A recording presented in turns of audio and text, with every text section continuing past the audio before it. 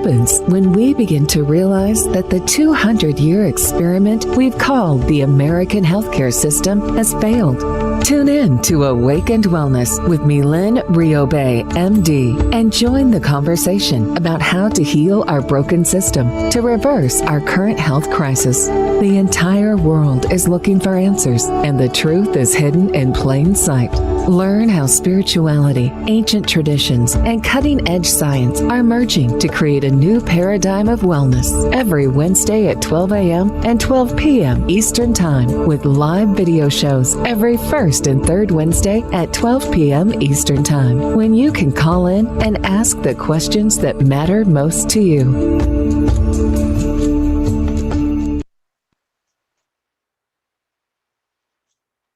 And we're live.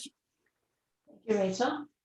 Good afternoon. I am Dr. Mylaine Riobe, and this is Awakened Wellness, where we're going on a mind-opening, an eye-opening, mind-expanding adventure into disease prevention and wellness. So we had a really great question during our last live show about cancer. It was a very specific type of cancer. I believe it was lymphangioma. And the listener specifically asked if it was, if there was a root cause or if it was hereditary. And, of course, that's a loaded question that requires its own podcast. And so that's what we'll be talking about today. The root causes of cancer that you should know about so that you can protect yourself and your loved ones from this unnecessary condition.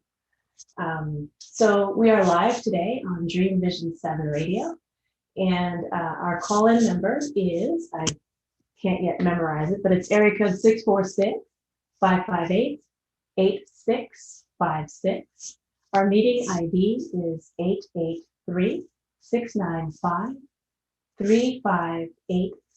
And to raise your hand to ask a question, just hit *9. And we would love to hear from you. Any comments, any questions are always welcome. Want to make sure that everyone gets the best out of the information that I'll be sharing today. And so what is the root cause of cancer? And so in order to find a root cause of anything, we have to know what the thing itself is. And so we have to know what is cancer. And there's a lot of misinformation about what cancer actually is. So what is it? And so we understand cancer to be a mass or a tumor or a condition that is abnormal, of course, in the body, doesn't belong there. And then it spreads, it begins to spread. And somehow this mass effect or spreading of this mass effect leads to death, unless there's some type of intervention. The intervention that's been classically used in our allopathic American and really global medical model is surgery, chemotherapy, radiation, and most recently, immunotherapy. The idea being that if we kill those cancer cells, then they will stop growing and spreading. And so the idea is a good one. The method, however, is not, is not so good, and we'll talk about that today. So what is cancer? What is this growth that we can see on an X-ray or a mammogram or a CAT scan? What is it? Basically, a cancer cell, if we look at an actual cancer cell, what it is an immortal cell. And immortality, of course, means that the cell doesn't die.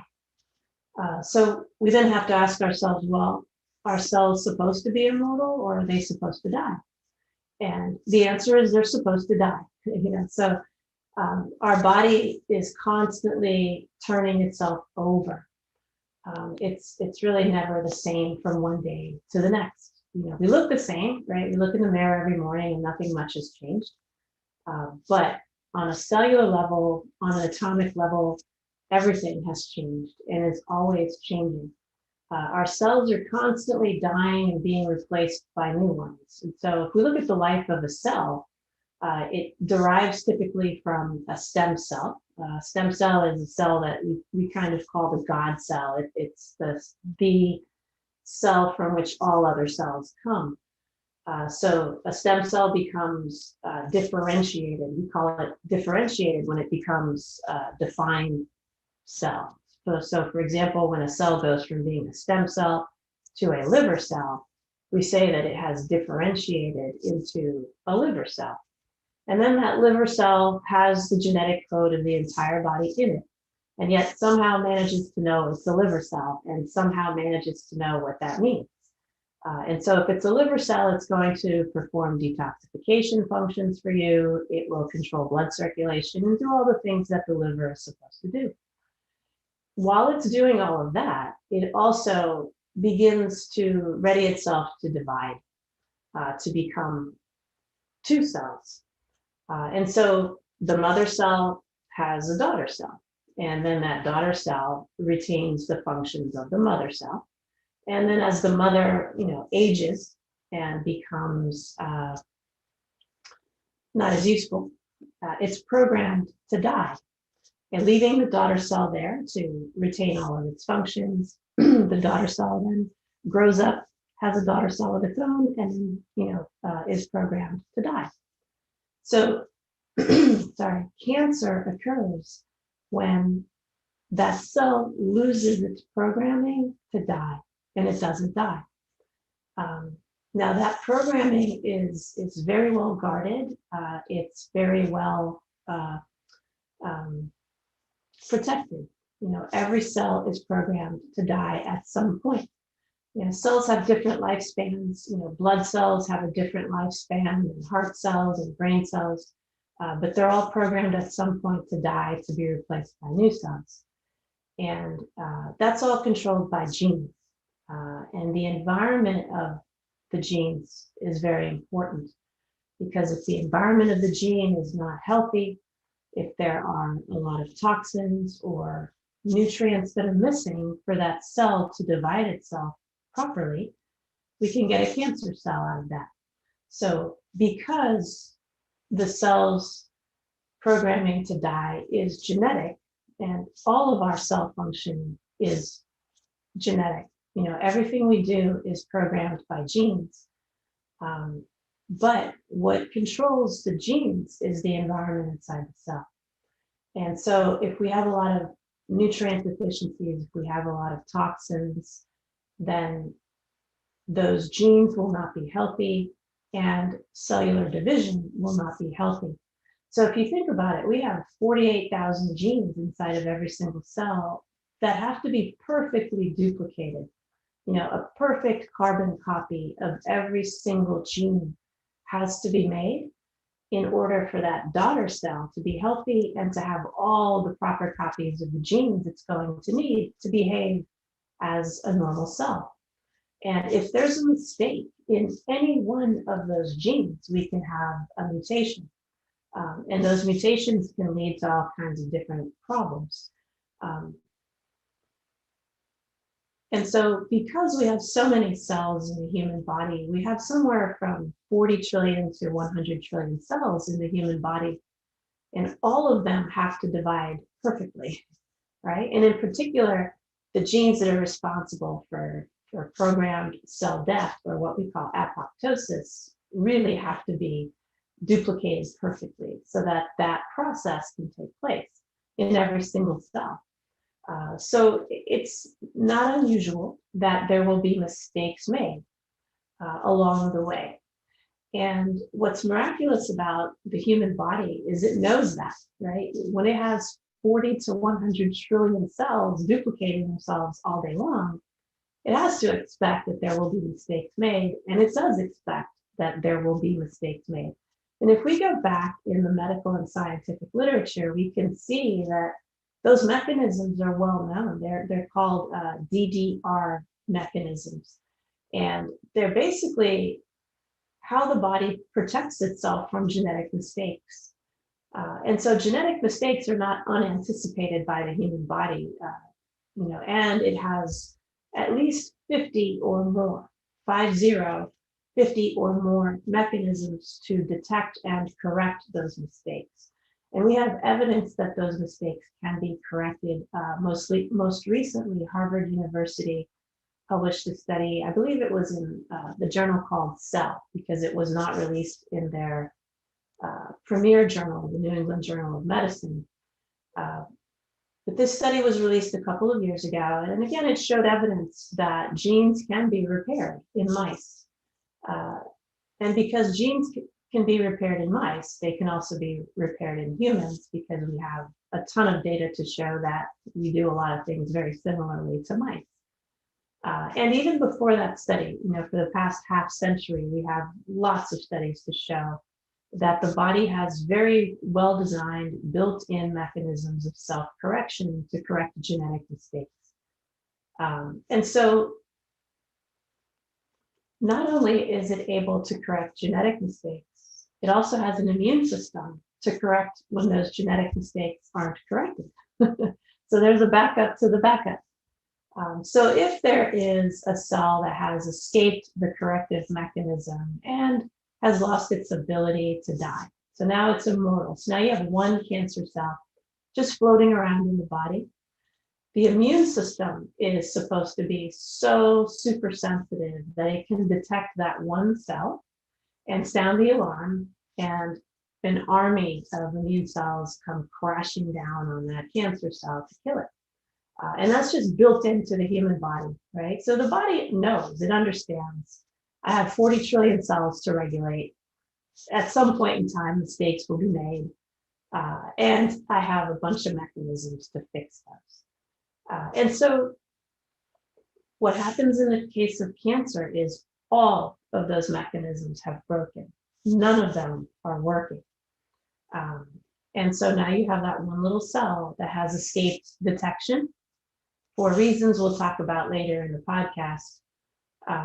And now that one little cell can't die, but it can divide, right? It can still continue to perform functions of cells. They're just not normal functions. And so that one little cancer cell will then divide into two little cancer cells. And then those two little cancer cells will each divide, right? So now 2 becomes 4, 4 becomes 8, 8 becomes 16. And we call that type of division exponential. It's how viruses duplicate as well. That's why when COVID first started, we saw, low numbers, and suddenly there was an explosion of numbers. That's a mathematical concept. We call that exponential growth. And so cancer cells divide exactly that way. It's one little cell that becomes 2, those 2 become 4, those 4 become 8, 8 becomes 16. And then you get this critical point where they just start dividing, seemingly rampantly, but it's not that it's rampant, it's just that their numbers keep increasing to divide. And so we call that exponential growth. And suddenly you have just this huge takeoff point where the numbers seem to grow much faster than usual. They're not growing any faster than usual, it's just that there are more of them growing and dividing. And then this continues to go on. So while these cells are dividing and they're not able to die, because they're essentially clones of each other. So once that genetic mistake is made and that cell loses its ability to die, when it starts to get ready to divide itself, it's going to exactly copy the mutated genes that it has within itself, because the mechanisms that would have corrected those mutations failed, right? So this just keeps going on and on and on.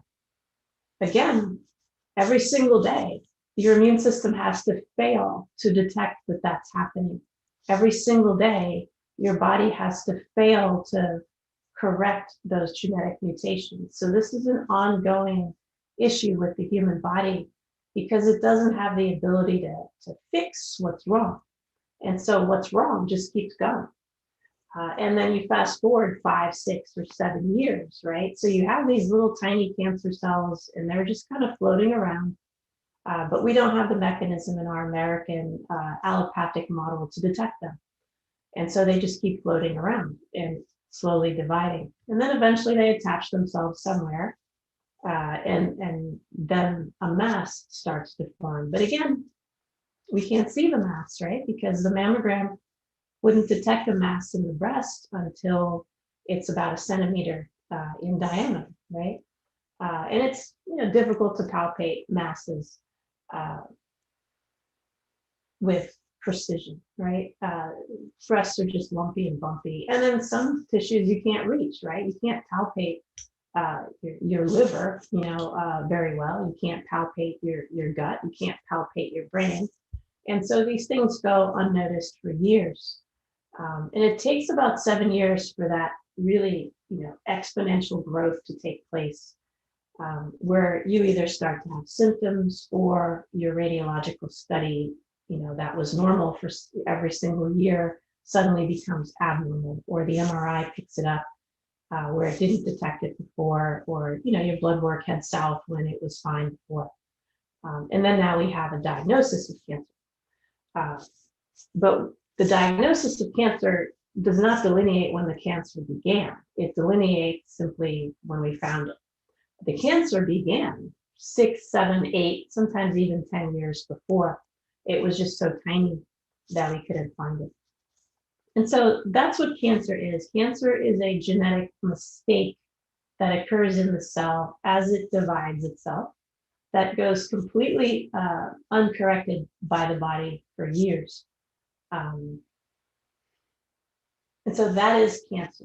Now, does that mean that cancer is genetic, which is a very common misconception that people have? And the answer to that is absolutely no. That does not mean that cancer is genetic. Cancer is environmental, and we'll talk about why it's environmental.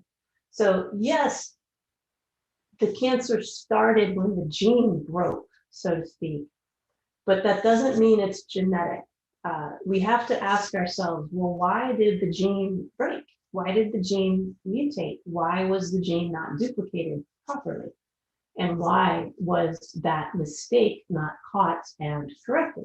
Because we have those mechanisms in our bodies. That's where you find the answer to what causes cancer. So just because the genetic mistake is where the cancer starts does not mean that cancer is genetic. The environment where the cancer began is the cause of the cancer. So the environment where the genes were living is the cause of the cancer. When we look at how cells function, when we look at how cells duplicate themselves, that occurs inside the cell, right? It occurs in what should be a very protected environment. However, over the past century or two, we have broken the barrier of protection to that environment through toxins, basically, and through the unprecedented stress that we have been experiencing over the past century or two, right? With the dawn of the Industrial Revolution came a lot of advantages and a lot of disadvantages. And we're paying for the advantages with our health because it was unfortunately done in a very uncontrolled, unregulated fashion. There wasn't enough investigation as to the safety of spewing toxins out into the atmosphere. And now those toxins are ubiquitous. So they're everywhere. They're in our water, they are in our soil, they're in the environment, they're in our food. There's no place they're not. And so inevitably those things trickle into the body if we're not extremely careful. And even if we are extremely careful, it's almost impossible to keep them out of the body entirely. And so what happens is this protective environment that the body has breaks. How does it break? It breaks by not having enough nutrients to power those functions. So for those of you who tuned in to our last live podcast, we talked about how your vitamins and your minerals power your body function. So one of your body functions is to duplicate its own cells so that the body stays healthy. If you're not able to duplicate your cells, your body breaks down, right? If you're not able to replace old worn out cells with new cells, your body breaks down and you die earlier, right? We experience rapid aging if we're not able to recycle our body. And that function comes from the making and using of energy with vitamins and minerals and the food that we eat and the oxygen that we breathe. That all goes into the cell exchanges it for energy, and it uses the energy then to power all of its functions, all of the chemical reactions, the biological reactions that occur to duplicate its own genes, to then divide, to then program the old cell to die and the new cell to take over. That's all powered through the energy that your cells can make and use. And that's what causes cancer. When the cells are not able to do those functions properly, then again, the genetic duplication is not done properly. You get a cancer cell, and then because there's not enough energy in the body to power the immune system, then the immune system fails to detect the cancer cell, right? So cancer cells are very loud and obnoxious cells. They're not quiet. They have funny little things sticking out of them. They express different receptors on their surfaces. They're very blatant. They're not stealth in what they do. They're very, very blatant cells. So they look different than our own cells. They express different receptors and things on their surfaces that our immune system should immediately identify as foreign and kill. And so when that cancer cell is just allowed to just roam free and divide for years, that means that every single mechanism we have in the body that should have detected and killed it is not functioning. And that is actually happening. So I tell people cancer should really be quite rare because the body has everything available to itself to prevent cancer. And so that's what cancer is, and that's what causes cancer. So when we look at, well, is something hereditary, or is it genetic, or is it something else? It's something else, right? Hereditary doesn't necessarily mean genetic, but hereditary can also mean learned behavior, right? We inherit behavior from our parents. So when things tend to run in family, we assume that it's genetic, but it's really not. It's kind of a learned behavior issue, right? We learn our eating habits from our parents and our caretakers, right? We learn our modes of thinking from our caretakers and our teachers and our, the people that we look up to as children teach us how to behave in the world, right? And so if we don't learn how to eat properly from them, if we don't learn how to handle stress properly from them, if we don't learn how to self-correct our thinking, and protect ourselves from them, we continue their behaviors, right? And we call this hereditary, and we assume it's genetic, but it's not. And so what is genetic, right? Before we can really understand why so many things are not genetic, we have to understand, well, what is genetic? Genetic means that, somewhere back in time, there was an evolutionary mutation of a gene. For example, the biggest example I can use for my clients is sickle cell disease. So however many thousands of years ago, sickle cell mutation occurred as a protective mechanism against malaria. So in places in Africa where malaria was considered to be endemic, we began to see these genetic alterations in the body to help protect people from malaria. And so mutations are very well planned, on purpose genetic changes that the body makes to protect itself. And so somewhere along the line where sickle cell disease was endemic, the body was able to create a mutation in its genetic code that then protected people from sickle cell trait. And then, of course, people began traveling all over the globe, and people began to mingle and procreate, from different genetic lineages, and the trait spread. And so if your mother has this genetic mutation for sickle cell disease, and your father has this genetic mutation, and they conceive you, you have about a 25% chance of getting a mutated copy of your mother and father's gene in your cells. And that is a true genetic condition. That is sickle cell disease, or what we call sickle cell anemia. And there is nothing we're going to do to prevent you from having sickle cell disease or anemia. Now, we can do some things to make it less severe, lifestyle modifications and things like that, but we will not alter the fact that you have sickle cell disease. That's unalterable. That's a true genetic condition. Cancer is not that way. It's not that you inherited a mutated copy of a gene from your mother and another one from your father, and you have this disease called cancer. It is that the normal genes that you inherited from both your parents became damaged due to cellular dysfunction that is then due to either toxins or nutrient deficiencies that you acquired as you moved through your life. And that is not genetic, that is environmental, or what we call epigenetic. In other words, the environment around the genes was damaged. And so consequently, because the genes are swimming in this environment, they too become damaged. And then that is carried forward in terms of cancer if the genetic damage happened to occur in a gene that controls for cell death. And so it's important for us to understand that, because that leads to an entirely different paradigm of cancer prevention and treatment from what we have been employing over the past 100 years or so.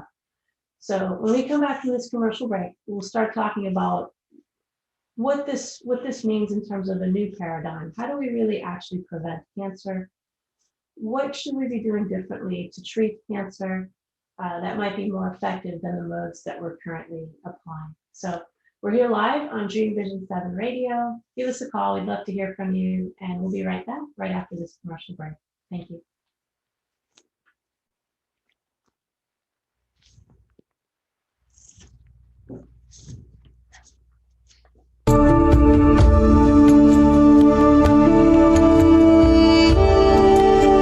What happens when we begin to realize that the 200-year experiment we've called the American healthcare system has failed? Learn how spirituality, ancient traditions, and cutting-edge science are merging to create a new paradigm of wellness on Awakened Wellness with Mylaine Riobe, MD. Tune in every Wednesday at 12 a.m. and 12 p.m. Eastern Time with live video shows every first and third Wednesday at 12 p.m. Eastern, when you can call in and ask Dr. Mylaine the questions that matter most to you. Dr. Mylaine is the medical director of the Riobe Institute of Integrative Medicine in Jupiter, Florida. For more information, visit RIOBE-integrativemedicine.com. Dream Vision 7 Radio Network invites you in for this dynamic, forward-thinking show. Join Dr. Bernie Siegel on Mind Health Matters every Thursday and Friday, 12 a.m. and 12 p.m. Eastern Time on syndicated Dream Vision 7 Radio Network. Bernie will draw from his inspirational personal journey, offering us special nuggets of his sacred wisdom weaved through his delightful stories. Listen in as Bernie reminds us to be fully engaged in life. Ever wonder what it's like to have your own radio show? Well, wonder no longer, because you can dip into the radio airwaves by being host for the day on syndicated Dream Vision 7 Radio Network. It's a fabulous way to get your radio feet wet. It's an opportunity to market your business, modality, or book. Have a guest, mention a sponsor, and take callers. Or you may want to facilitate a lesson by going solo. It's up to you. Listeners can be online, mobile, in cars with Bluetooth, or listen through Amazon's Echo by asking, Alexa, play Dream Vision 7 Radio Network. For more details, go to dreamvision7radio.com and click on Host for the Day.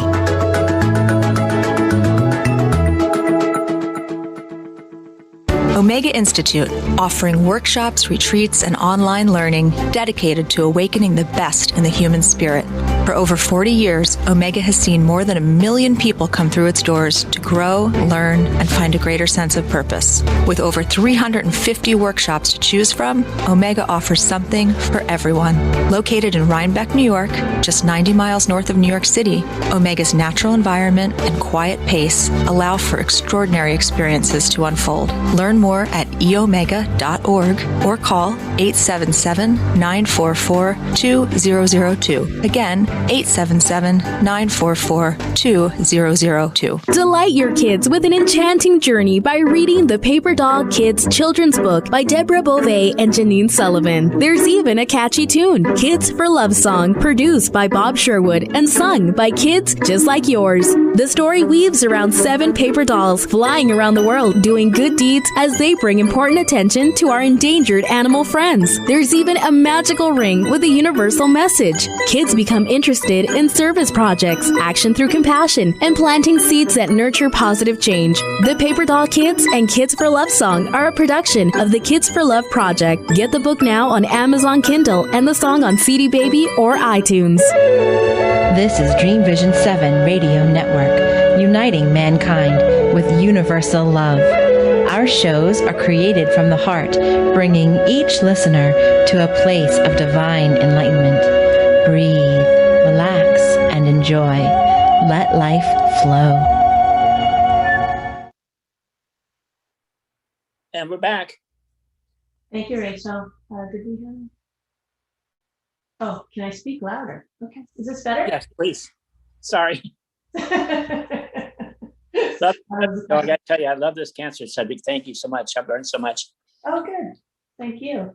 All right. So welcome back to Awakened Wellness. I'm your host, Dr. Mylaine Riobe, and today we're talking about the root causes of cancer, what you should know so that you can protect yourself and your loved ones. And so I did write a book about cancer called The Answer to Cancer that was published back in 2016. And people, of course, ask me, well, what is the answer to cancer? And I always say, and this is not to be snarky, but the answer to cancer is not to get, right? It's to actually prevent it from happening. Now, does that mean that if you have cancer, there's nothing you can do?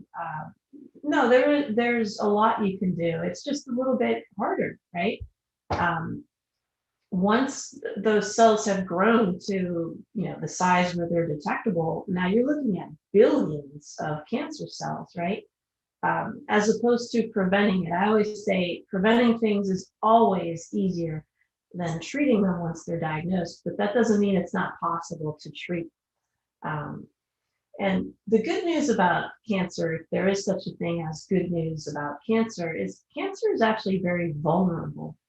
And I said the same thing about COVID, right? We look at these things and we think that they're these huge monsters coming down on us and that, we're these defenseless victims of these things. But really, when we start to actually analyze what's a cancer cell, like what is it really? It's actually a very vulnerable parasitic cell.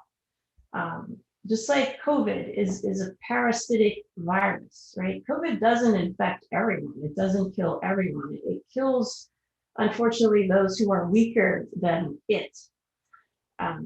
Cancer is exactly the same way. Cancer, we can think of cancer almost like catching a virus in a way, right?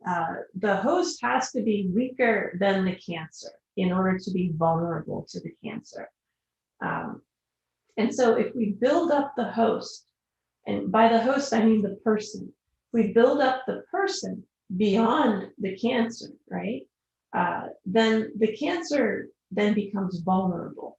And that's the key to treating cancer. Cancer is like a parasite, right? So if you're very weakened and you get a parasitic infection, that infection can actually kill you. But if you're strong, you can't really get a parasitic infection, and if you were to get a parasitic infection, it would certainly not kill you if you were robust and healthy. It's the same thing for cancer. It's the same thing for COVID. It's the same thing for almost anything we would discuss. And so the first thing I teach people is, yes, cancer is actually preventable. When we're misled into thinking something is genetic, we automatically think it's not preventable. Well, I'm doomed to get this thing because my mother had it, or my grandmother and my father had it. And again, it's not genetic.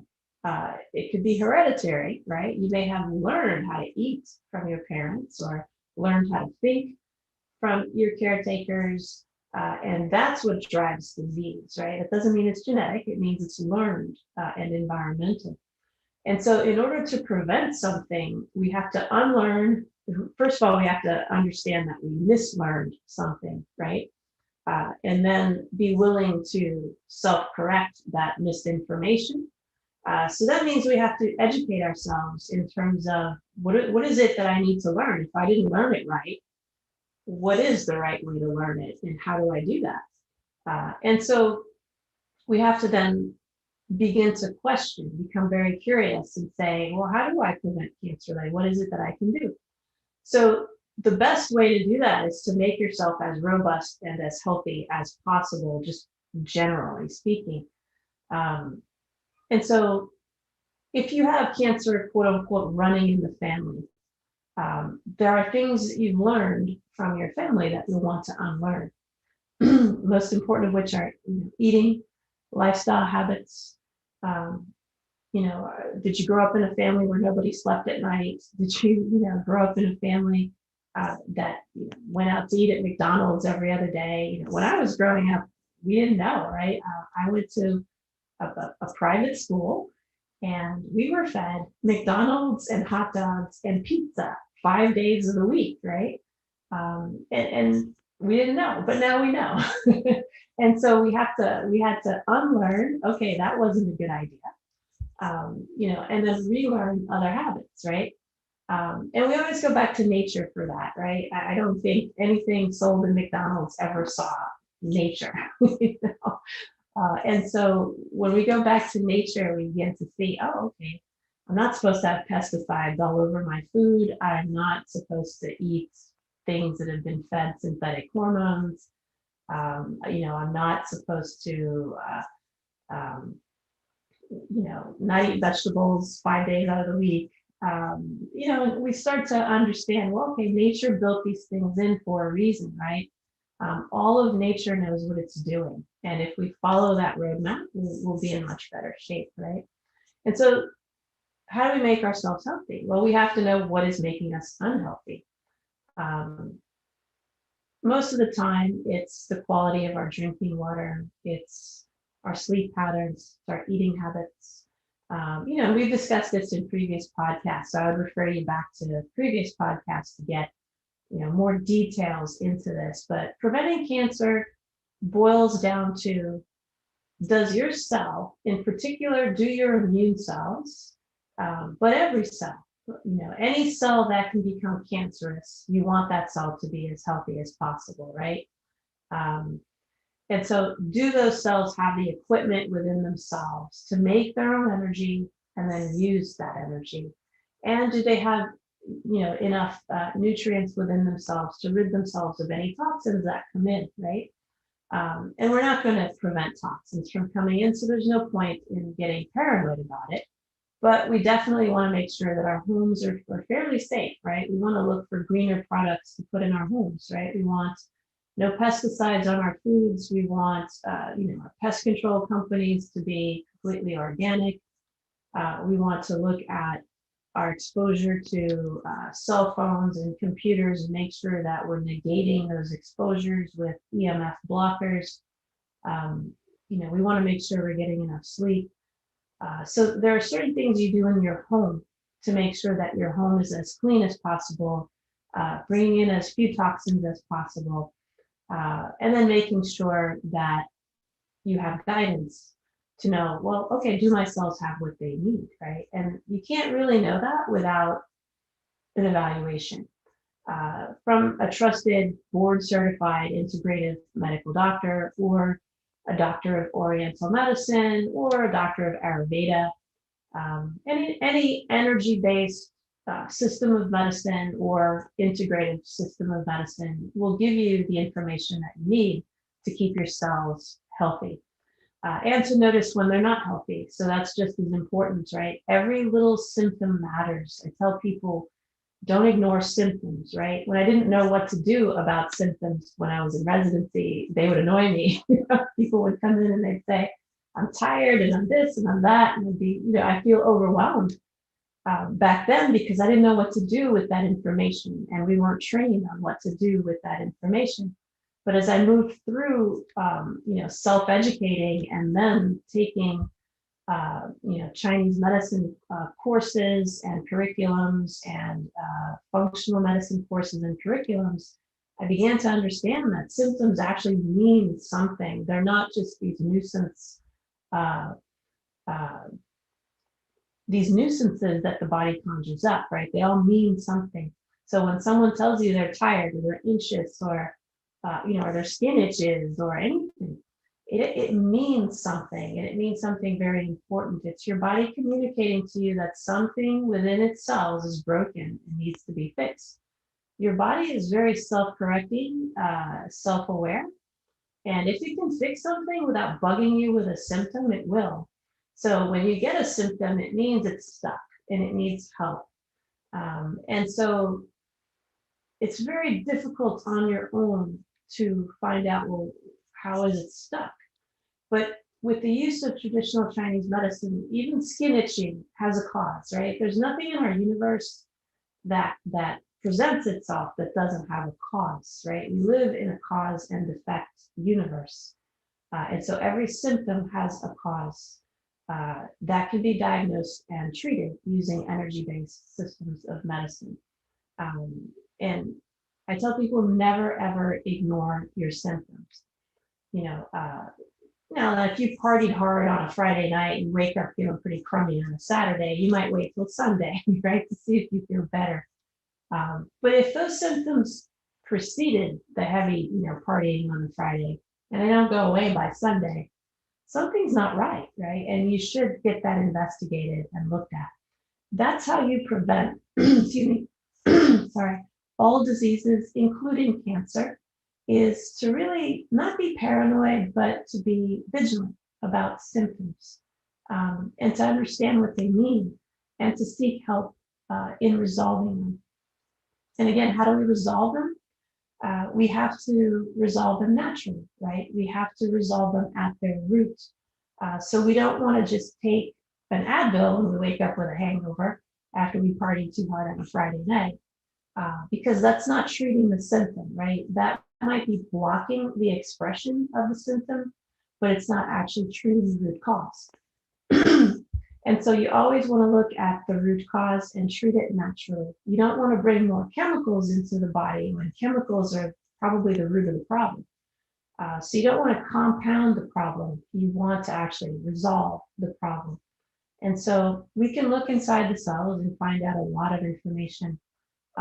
Using Chinese medicine, we don't even need to test. We can do what's called the 4 examinations, and we'll know based on the patterns that your symptoms form, and looking at the tongue and feeling the pulses will tell us what the patterns of disharmony are. And what patterns of disharmony are basically energy imbalances in the body that we can then correct with nutrition, acupuncture, or herbs. And then we can use functional medicine as well to guide that testing a little bit more specifically. And look inside the cells directly for things, right? So if you're missing 10, 11 vitamins and minerals, which is very common today, you won't be able to defend yourself against cancer, and your body will likely not be able to duplicate itself properly, and you'll be at a higher risk of cancer. And so correcting those things is extremely important. Another bit of misinformation is when we look at the Center for Disease Control, it will tell us that only 10% of Americans have nutrient deficiencies.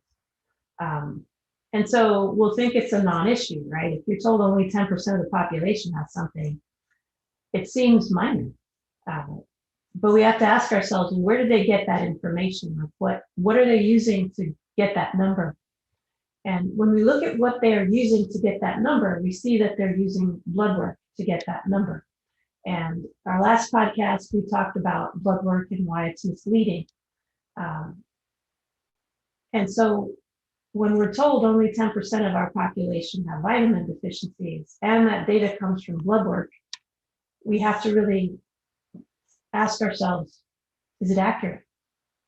And the World Health Organization published a paper a few years ago, I can't recall the exact year.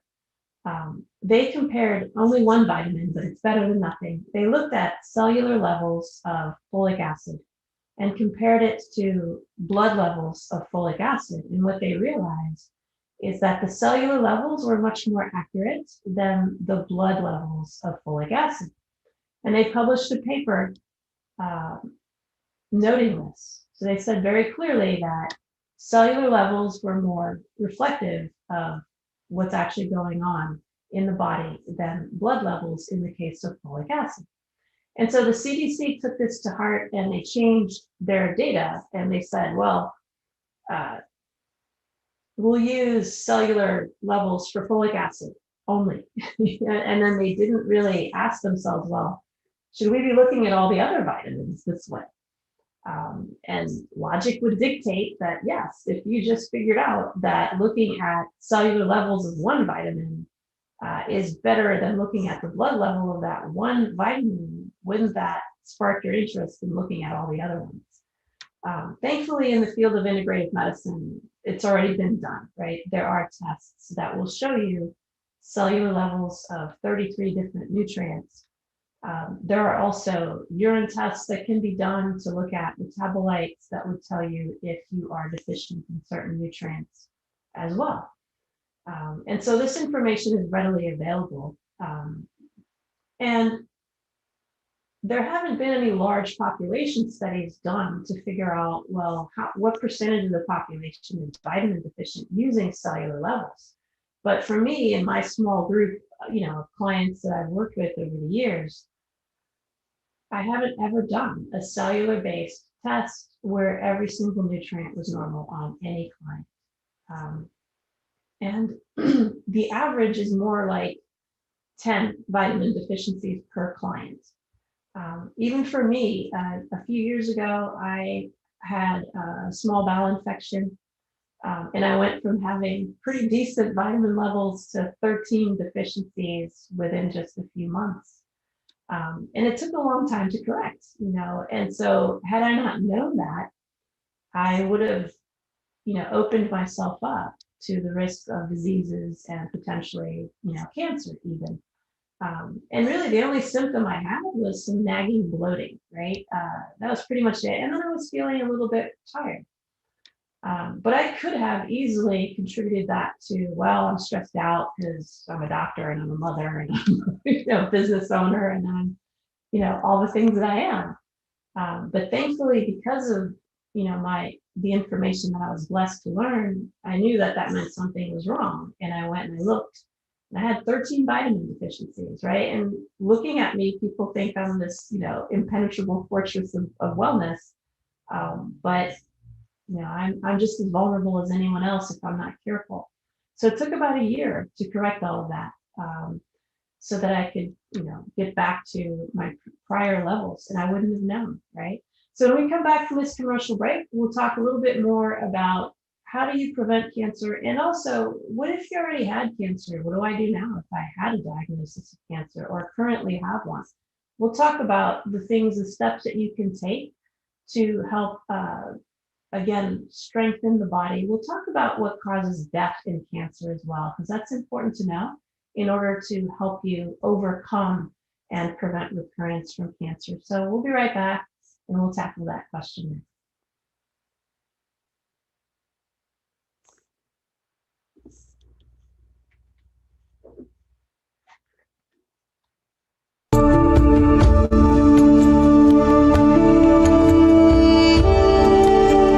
What happens happens when we begin to realize that the 200-year experiment we've called the American healthcare system has failed. Learn how spirituality, ancient traditions, and cutting-edge science are merging to create a new paradigm of wellness on Awakened Wellness with Mylaine Riobe, MD. Tune in every Wednesday at 12 a.m. and 12 p.m. Eastern Time with live video shows every first and third Wednesday at 12 p.m. Eastern, when you can call in and ask Dr. Mylaine the questions that matter most to you.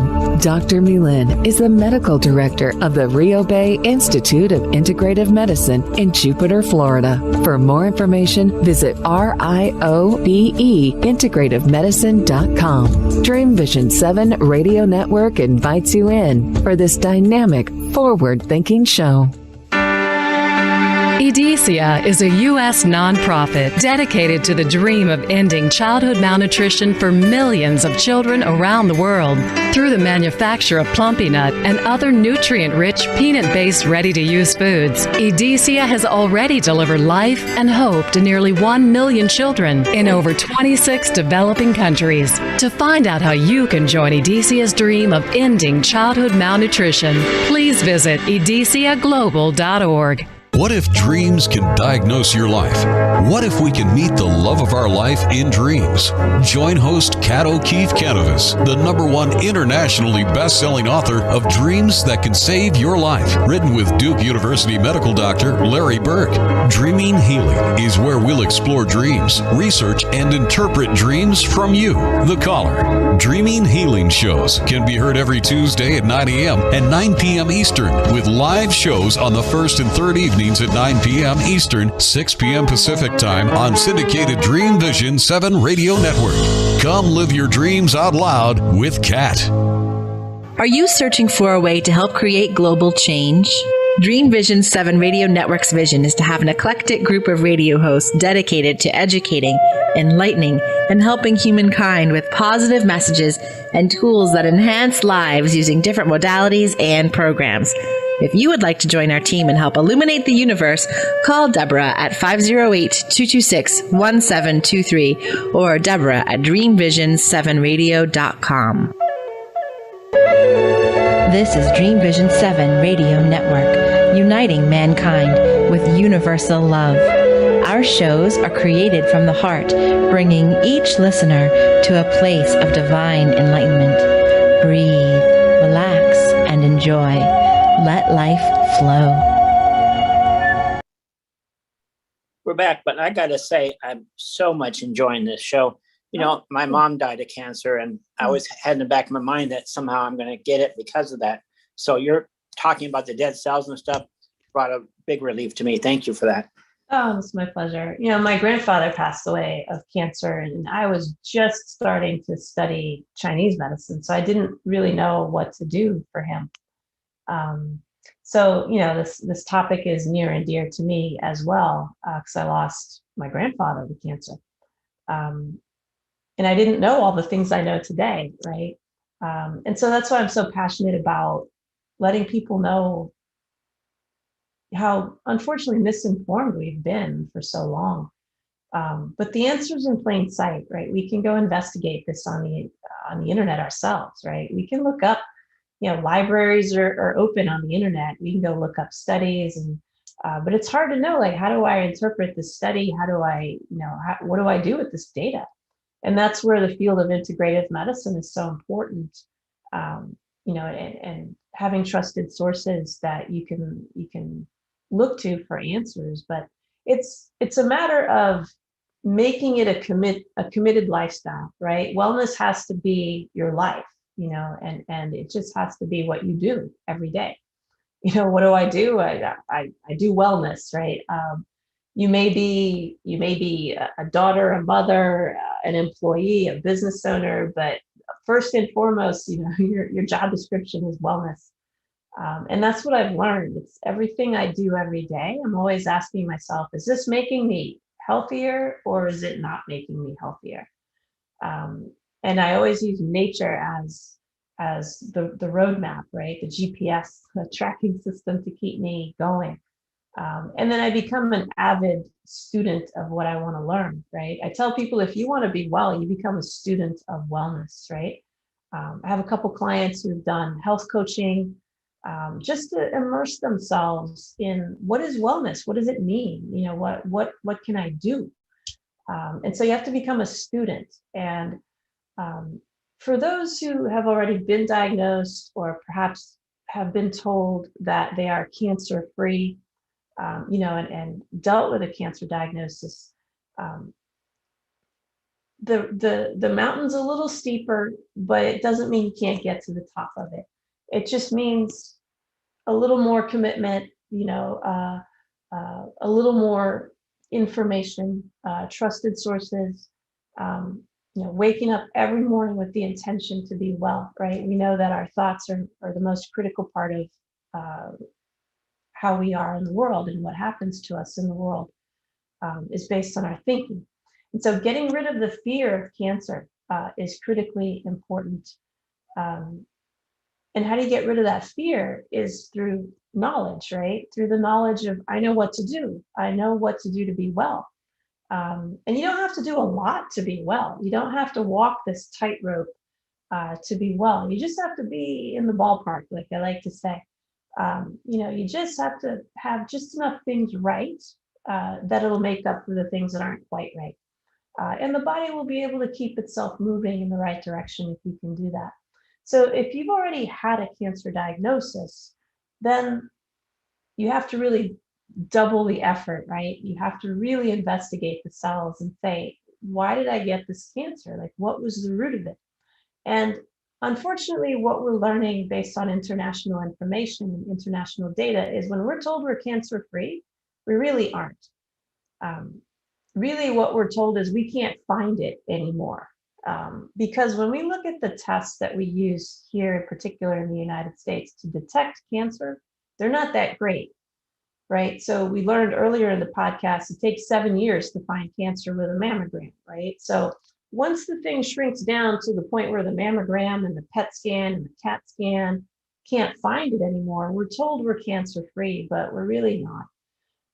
And so that's important for people to know. I know it sounds scary, but I like to flip that and say, no, it's empowering to know that, because now you can then go hunt those cells down and kill them. And we're finding out a lot of things kill cancer, right? And it's not just chemotherapy and immunotherapy and radiation. You can have very sophisticated testing done in Europe, and thankfully those tests are accessible to us here in the United States, that will define that cancer for you and tell you exactly what kills it. Infrared therapy kills cancer, right? But you want to know that your particular cancer cells are susceptible to infrared therapy, because not all cancer cells are.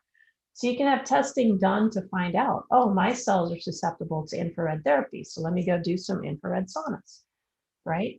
CoQ10 can kill certain cancer cells, vitamin D, genistein, artemisinin, right, which we're finding out through studies done at Columbia University, kills COVID, also kills cancer cells. You know, so there are a lot of different things. Green tea can kill cancer cells. The list goes on and on and on as to what could potentially kill cancer cells, but you want to know what can kill your cancer cells specifically, because they may not be sensitive to green tea. They may not be sensitive to CoQ10.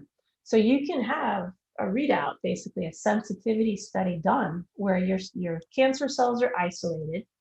They are then tested and they are exposed to different agents, chemotherapy, immunotherapy, radiation, and natural agents. So you'll get a very full report.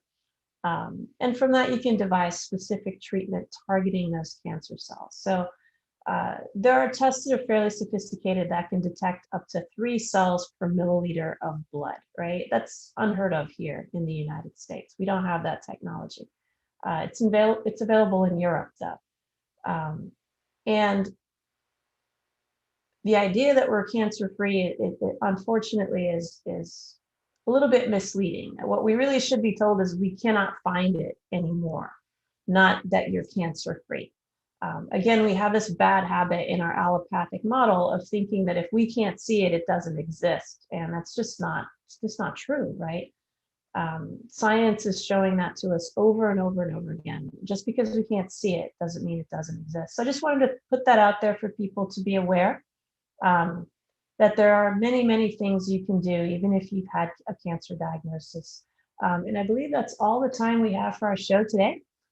So I thank you for joining me today on Dream Vision 7 Radio. I'm your host, Dr. Mylaine Riobe, and I look forward to the next time we can talk about the next exciting topic. Thank you. Many blessings.